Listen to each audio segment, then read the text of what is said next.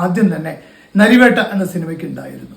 അതുപോലെ തന്നെ കേരളത്തിൽ ആദിവാസി സമൂഹത്തോട് കാണിച്ച ഒരു കറുത്ത അധ്യായമുണ്ട്. ആ കറുത്ത അധ്യായത്തെ അഡ്രസ് ചെയ്യുന്നു എന്ന രീതിയിലും ഈ സിനിമ ആദ്യം തന്നെ ശ്രദ്ധ ആകർഷിച്ചിരുന്നു. രണ്ട് പ്രധാന മേഖലകൾ കൈകാര്യം ചെയ്യുന്നത് സിനിമയുടെ തിരക്കഥയും സംവിധാനവുമാണ്. രണ്ട് ഭാഗവും പക്ക എന്ന് വേണമെങ്കിൽ പറയാം. അതായത് മേക്കിംഗ് ഒക്കെ എത്ര ഭംഗിയാണെന്നറിയോ. സിനിമ സ്റ്റാർട്ട് ചെയ്ത് അവസാനിക്കുന്നത് വരെ നമ്മൾ സ്ക്രീനിൽ നിന്ന് ഒരിക്കലും മറ്റുള്ള ഒരാളോട് പോലും നമ്മൾ സംസാരിക്കാൻ സാധ്യതയില്ല.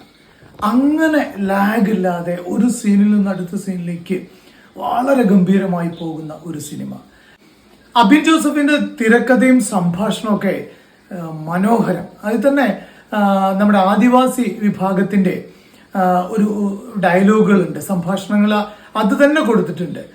നമ്മൾ പല സിനിമകളും കാണുമ്പോൾ ആദിവാസി വിഭാഗത്തിന്റെ സംഭാഷണങ്ങൾ മലയാളം ചേർന്ന് നമുക്ക് മനസ്സിലാവുന്ന രീതിയിലാണ് കൊടുക്കുക.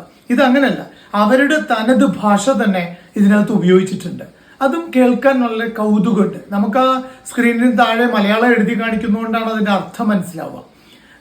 അതുകൊണ്ട് തന്നെ ഈ ഭാഷ, അവരുടെ ഒരു ഭാഷ അതുപോലെ തന്നെ ഉപയോഗിച്ച ഞാൻ അങ്ങനെ അധികം സിനിമകൾ കണ്ടിട്ടില്ല. അത്തരത്തിലുള്ള ഒരു രസകരമായ സംഭാഷണങ്ങളും അതെ